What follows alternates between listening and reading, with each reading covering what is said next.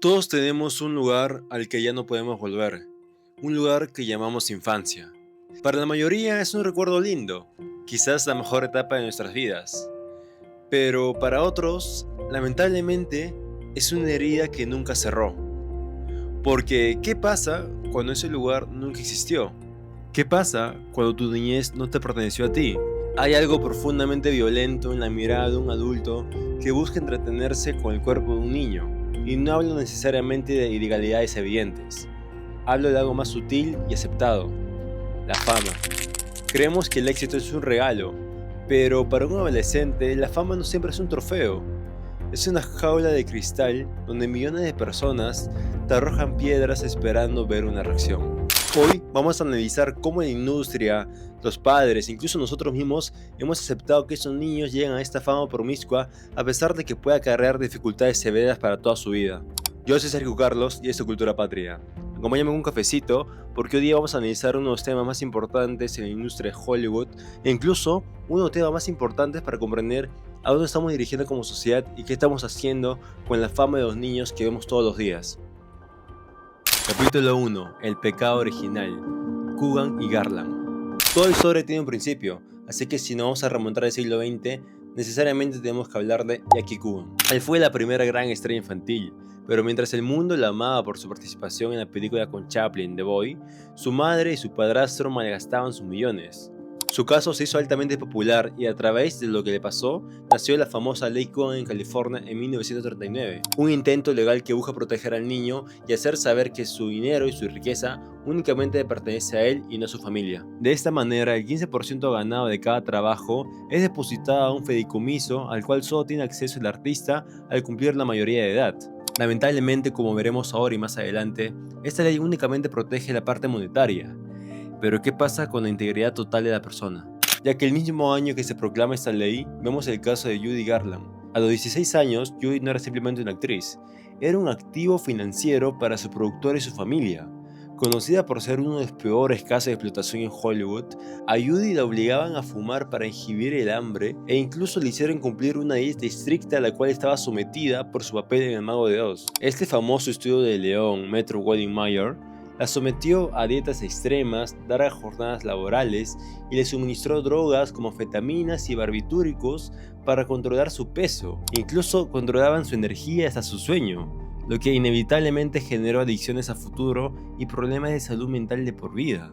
Y lo peor de todo es que esto no queda ahí, ya que como se puede ver en un libro en el cual se llama Get Happy: The Life of Judy Garland, nos revelan que el jefe de estudio en ese entonces, Lee Mayer, la acosaba frecuentemente, incluso logrando de que se siente sus piernas mientras él tocaba su pecho y la halagaba sobre su papel y su talento en el cine. Una conducta que ella describió como profundamente incómoda y repudiable. Incluso en otro libro escrito por su ex esposo, Judy and I, My Life with Judy Garland, revela que los actores de rodaje le realizaban tocamientos indebidos por debajo de su falda y otros ejecutivos de Hollywood le exigían favores sexuales bajo la amenaza de arruinar su carrera para siempre si se negaba. Este caso es muy lamentable porque a pesar de generar millones para el estudio, Judy Garland murió muy joven a los 47 años por una sobredosis. Pero la verdad es que Hollywood la había matado décadas atrás. Por desgracia, todos sabemos que este patrón de autodestrucción de la industria no es una excepción, sino que parece ser una regla. Porque ¿qué pasa cuando el dinero pesa más que la persona? Capítulo 2. El matadero de Nick, Drake, Amanda y Janet. Si vamos a hablar de explotación, no podemos dejar de hablar de este famoso documental de 2024 que lo cambió todo y reveló algo que muchos estábamos pensando. Quiet on set.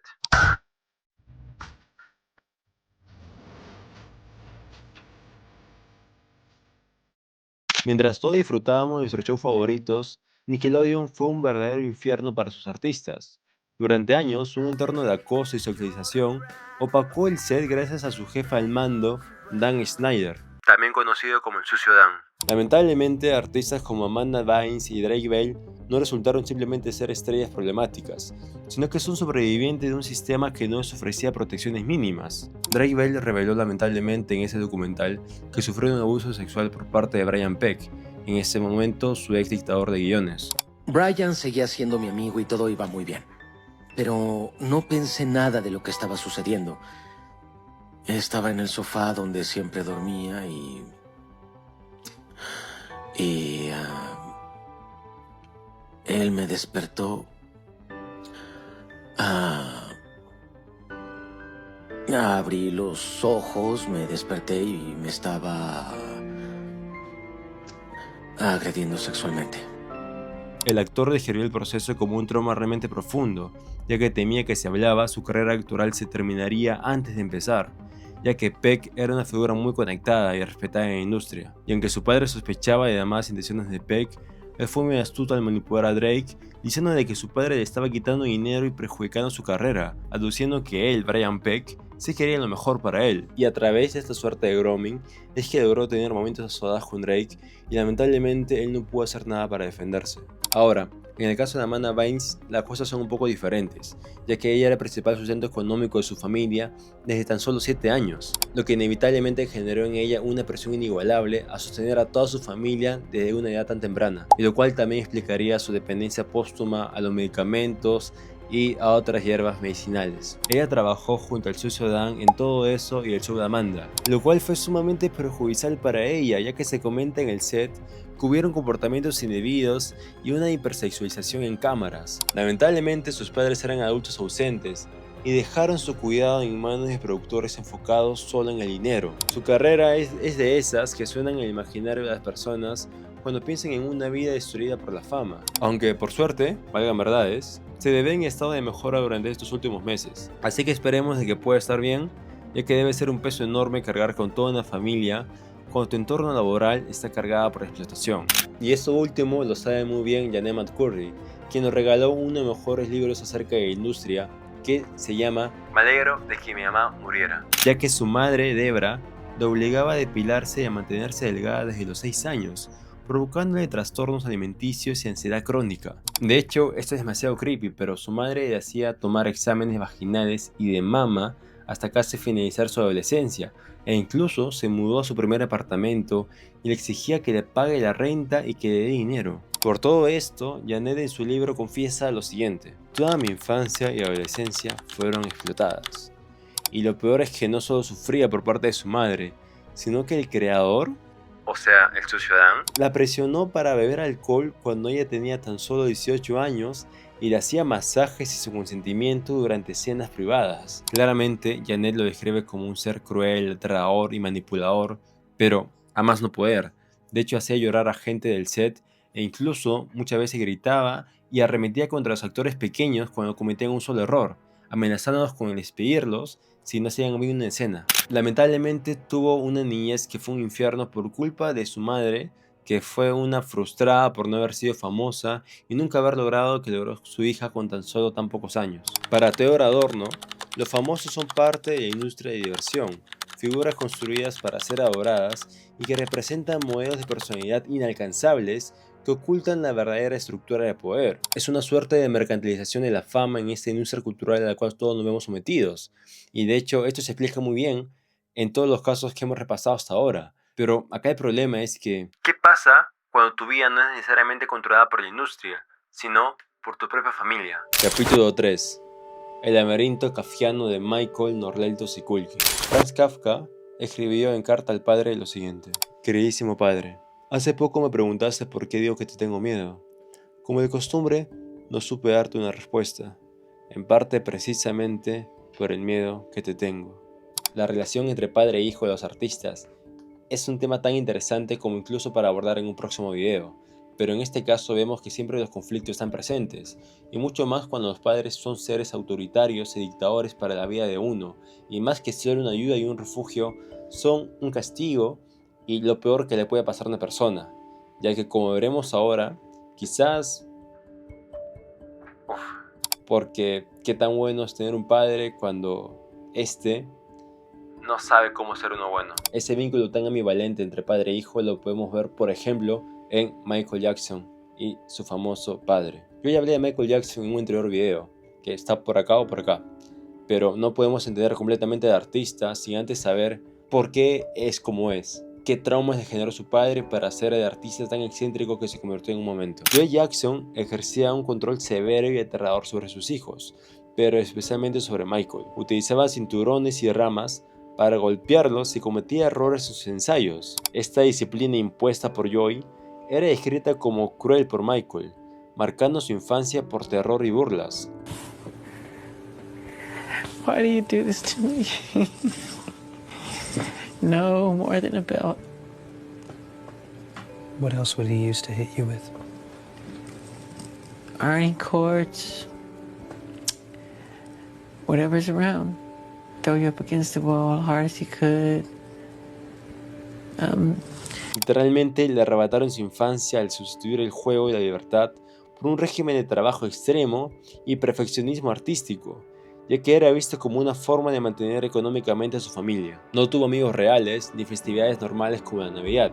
Incluso llegó a confesar que sentía un terror tan profundo que a veces vomitaba solo con ver a su padre. En total, para cuando Michael cumplió 18 años en el 76, ya había participado en 14 álbumes de estudio, una cifra récord para un artista de su edad, lo que significa que no tuvo tiempo para nada más que la música, y lo que se traduzco en sus posteriores excentricidades y en su forma de ser, ya que de adulto intentó recuperar el tiempo perdido construyendo el rancho Neverland. Michael intentó comprar la infancia que le robaron, construyendo un rancho para hacerle saber un poco a ese niño interior que sigue vivo, cuando lamentablemente ese niño ya no existía. Y a ver, acá no quiero pintar de inocente e inmaculado. Realmente, como mencioné en un anterior video, hay ciertas cuestiones en su vida que son realmente problemáticas. Así que irse por un lado u otro es realmente muy arriesgado, creo yo por lo menos. Pero sí es importante comprender esa otra cara y ver de qué manera su vida ha sido marcada por tantas desgracias, por culpa de su padre y por esa culpa de la fama tan temprana. Y de hecho, para explicar el caso de Jackson, es importante mencionar a la doctora Miller y su estudio sobre el niño superdotado. Miller sostiene que los niños que son forzados a satisfacer las necesidades de éxito de sus padres desarrollan un falso yo, perdiendo su verdadera identidad y sufriendo depresión o vacío emocional crónico. Y desafortunadamente lo que vio Michael también lo vieron otros niños, pero de otro modo. Y curiosamente uno de ellos es una persona muy cercana a él. Culkin era un ícono de los 90 y se hizo millonario a los 11 años gracias a su explosión en Mi Pobre Angelito 1 en el 90 y su participación en Mi Primer Beso un año después. Para el 94 ya había hecho Mi Pobre Angelito 2 y Ricky Ricón, por lo que se volvió la estrella infantil más cotizada en el momento. Pero justo en ese mismo año tomó una decisión que nadie esperaba.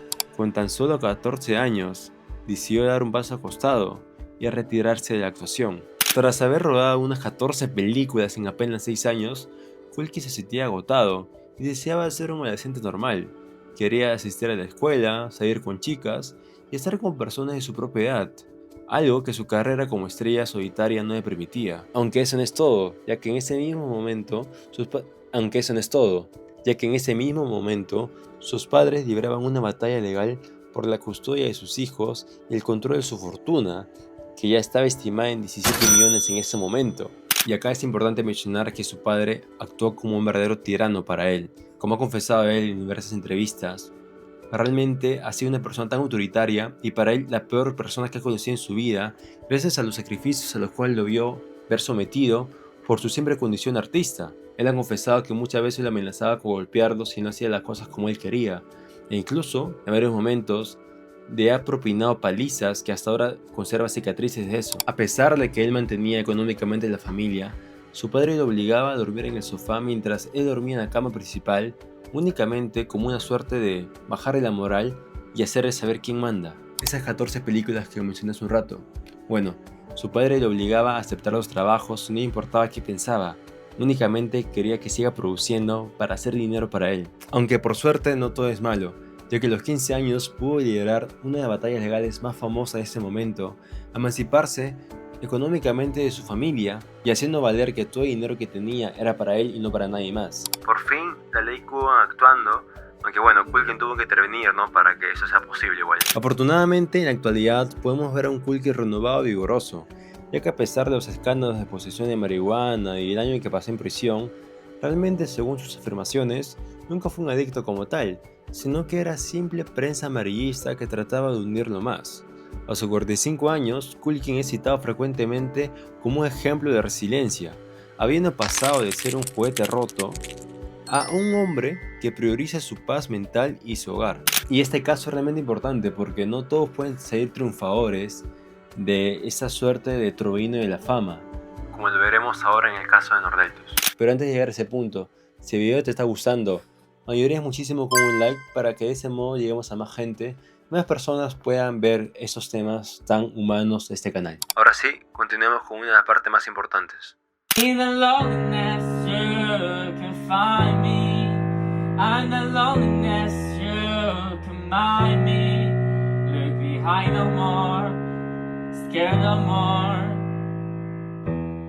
Nordeltus es el ejemplo más siniestro de la era digital y uno de los mayores desarrollos de personajes de la historia de internet. Para quienes no lo conocen, era un niño de Argentina que se hizo famoso en 2016 y 2017 por su personalidad tan particular y pesada. De hecho, varios youtubers de renombre dedicaron un video criticándolo. Entre ellos, el más viral de todos, Auronplay. La palabra que mejor define a este niño es pesado, y ahora veréis por qué. Pero pesado en plan, vete de aquí ya, trozo de mugre, vete. Gracias a esta ola de hate, Nordeltus sufrió de críticas e insultos por doquier cuando tan solo tenía 11 años. Él se comportaba realmente pesado con las otras personas, y era entendible que por él y porque presumiera su dinero, no te cayera muy bien un chico de 11 años, ¿no?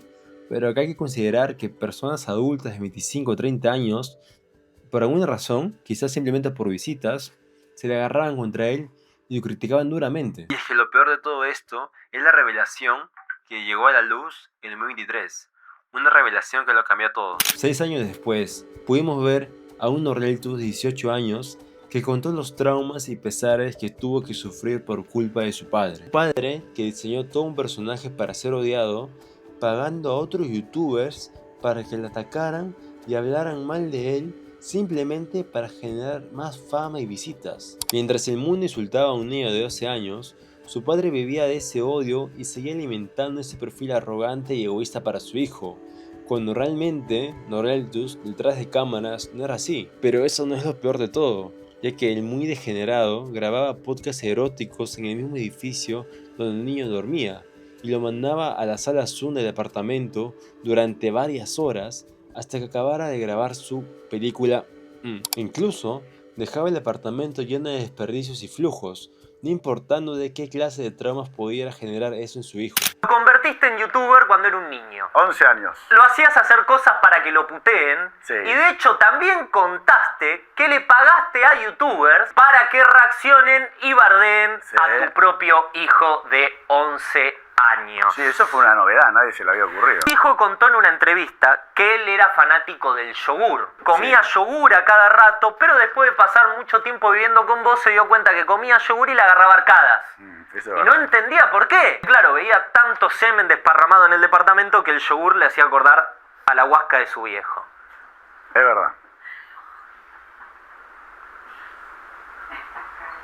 Nordeltus se retiró de la noche a la mañana en redes y ahora justamente ha revelado sufrir de un estrés postraumático gracias a todos estos tipos de hates y a todo el odio que recibió en un momento. Siempre sintió ese miedo de no ser él cuando estaba frente a una cámara gracias a esta imposición que le realizó su padre. Al día de hoy, él se encuentra en un centro de rehabilitación en Israel, tratando de sanar ciertas heridas y enfocando su vida a un lado más fitness para buscar superar todo el pasado. Y a ver, acá quiero hacer una acotación importante, porque me di cuenta que lamentablemente nosotros no podemos saber quién está detrás de la pantalla y que muchas veces solamente nos podemos enterar de eso después de que salga una funa o después de que pasen años. Por lo cual esto tiende a decirnos otra vez de qué manera estamos consumiendo internet, a quiénes seguimos y cómo nos relacionamos con ellos, cómo nos relacionamos con esos influencers. Además, por otro lado, ¿cuántos padres viven a costa de explotar a sus hijos? Para mí, el uso monetario de un menor es repugnante, porque la exposición no solamente de fama y dinero, sino que inevitablemente lleva otras consecuencias, como odio y una sobreexposición que puede ser perjudicial para toda la vida de una persona, porque nadie debería ser impuesto a este tipo de revelación, mucho menos cuando es menor de edad y cuando tu psique no está desarrollada al 100%, ya que conectando con el tema de Nordeltus, ¿qué sucede con los nuevos famosos? Saliendo de la industria de Hollywood, ¿qué sucede en la actualidad con nuevos influencers de las redes sociales? ¿A dónde nos estamos dirigiendo como sociedad? Capítulo 4. La nueva frontera. Influencers, el baby boom. Asma y Adele, M de Mamá y Marvel. Pero ¿por qué se llama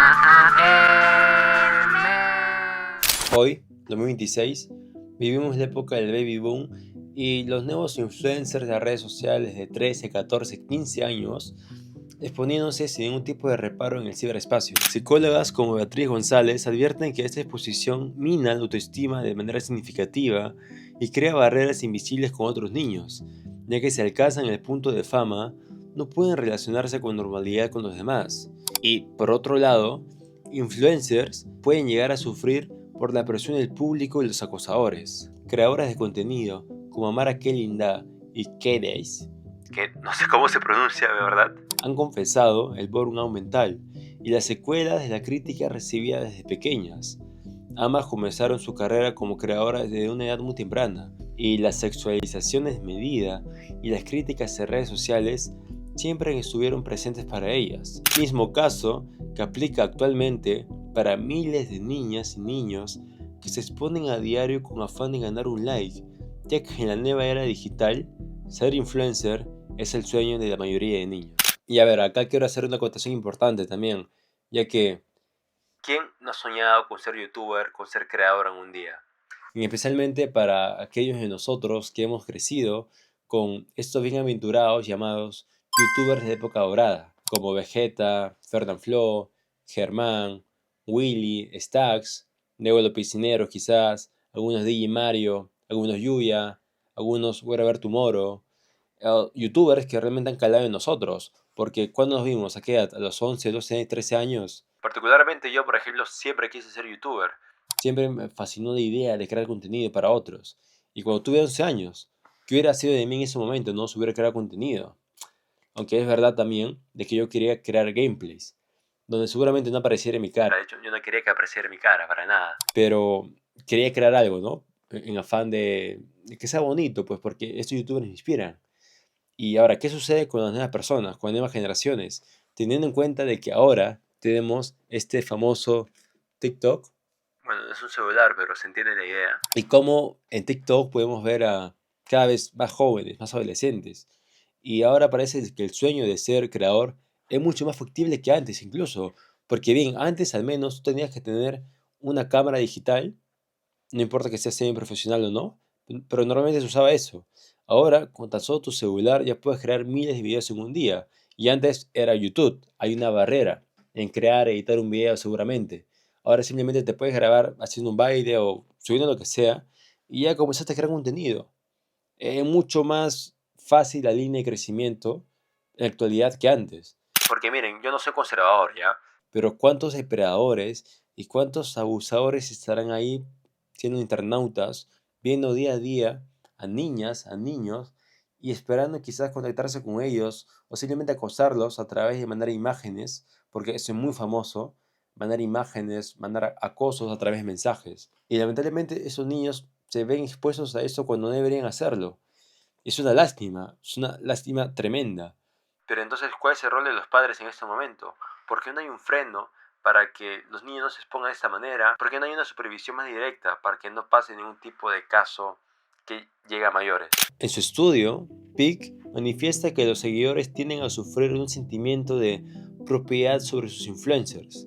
Este fenómeno psicológico logra que los consumidores desarrollen un sentido de posesión sobre las figuras influyentes que siguen. Y este sentimiento se puede agravar cuando el creador es un menor de edad. En la actualidad tú me puedes decir, Sergio, pero mira, hay un montón de creadores que han crecido, que están ahora sin ningún problema y han llevado su vida bien. Yo te digo, perfecto, sí, pero ¿esa es la norma?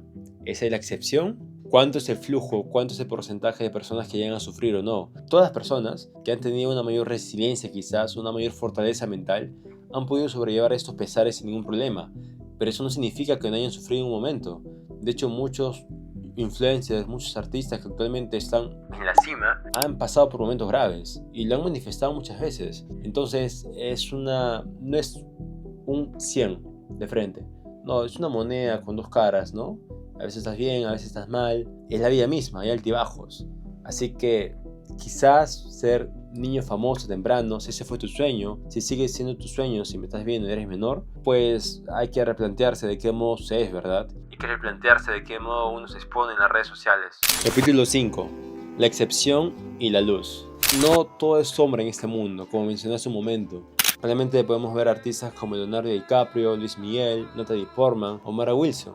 Aunque también es válido decir que Luis Miguel sufrió mucho por el estricto comportamiento de su padre y Natalie sufrió de una fuerte sexualización por su participación en Liga Profesional cuando tan solo tenía 12 años. Otra actriz que también sufrió de acoso corresponsal y sexualización por parte de adultos fue la protagonista de Matilda, Mara Wilson, quien tuvo la valentía de retirarse a tiempo y escribir uno de los mejores libros sobre los peligros de la fama temprana, donde manifestó sentirse insegura al crecer y tener problemas para separar su identidad real de su persona. Aunque por suerte, supo cambiar el rumbo de su vida y actualmente es de sus ejemplos, ya que junto a todas estas estrellas, vive en plena paz consigo mismo. Y acá justamente, si queremos hablar de un caso famoso en internet y que puede llegar a ser la antítesis de todo eso que estoy manifestando, sería el caso del valiosísimo Tommy 11, el niño chileno que unió al mundo para cumplir su sueño antes de irse de este mundo. Tommy sufría de cáncer cerebral,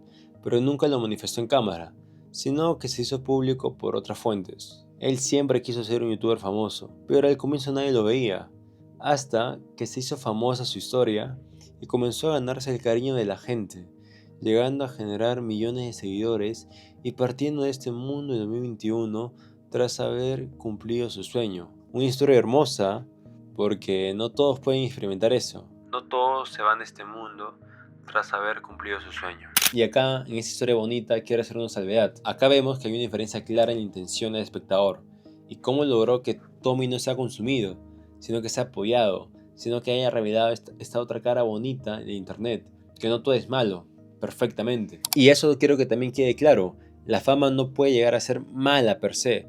Para algunas personas puede ser lo peor que les puede pasar, ya que son tímidas o no les gusta el contacto con el público, pero la fama no es tan mala por sí misma, depende mucho de la persona. Y también quizás puede llegar a depender mucho de los padres, de qué manera apoyan a esos hijos que buscan ser famosos o buscan crear contenido, porque realmente es su sueño. Y si es el sueño de una persona, ¿quién eres tú como para frenarlo? ¿Quién eres tú como para decirle que no hagas eso? Yo creo que en este caso debería haber apoyo de por medio y una concientización extrema llevada a cabo no solo por los padres, sino quizás también por los profesores y por el propio entorno. Concientizar el hecho de crear contenido, de ver realmente lo que es y no simplemente lo que se aparenta. Yo no quiero quedarme con solo un discurso acá, pero sí es muy importante decir que cruzar esa línea de fuego entre la fama y luego el arrepentimiento futuro es una línea muy delgada. Reflexiones finales. ¿La industria es desalmada? Sí. ¿Los padres pueden ser monstruos? Sí. Pero la industria no existiría sin nuestra curiosidad morbosa. Un niño no debería ser arrojado a la fama sin ningún tipo de protección, porque la fama requiere un yo sólido que el niño aún no ha terminado de construir. Debemos tener cuidado no solo con a quienes seamos famosos, sino con el odio que desatamos hacia niños cuya historia completa desconocemos. Proteger la infancia no debería ser un acto de bondad, debería ser un acto obligatorio de todos nosotros como sociedad. Por ahora, eso es lo más valioso que podemos hacer como espectadores. Nuestra opinión tiene mucho poder sobre esas mentes, así que depende de nosotros hacer nuestra existencia un poco mejor de lo que es. Depende de nosotros difundir esta información valiosa sobre lo que significa ser niño famoso, para que más infantes y adolescentes lo piensen 2 veces antes de subir un video. Hay que pensar muy bien a quién le damos nuestro tiempo, pero sobre todo hay que pensar a quién le damos nuestro odio. Eso es lo más importante. Así que si llegaste hasta aquí, no me queda nada más que agradecerte. Como siempre, tu like ayuda mucho para que este canal llegue a más personas. Y este video en especial me costó mucho trabajo hacerlo. Requirió más investigación que en videos anteriores. Así que, realmente, si te gustó, me ayudas muchísimo. Suscribiéndote, compartiendo con más amigos, gente que le interese este tema. Y ya como llegaste hasta aquí, pues comenta 47 y comenta junto a eso, junto a este número, que solamente sabremos nosotros, pues qué te pareció el video. Este video, como todos los temas de este canal, son demasiado humanos. Nos vemos en un próximo video.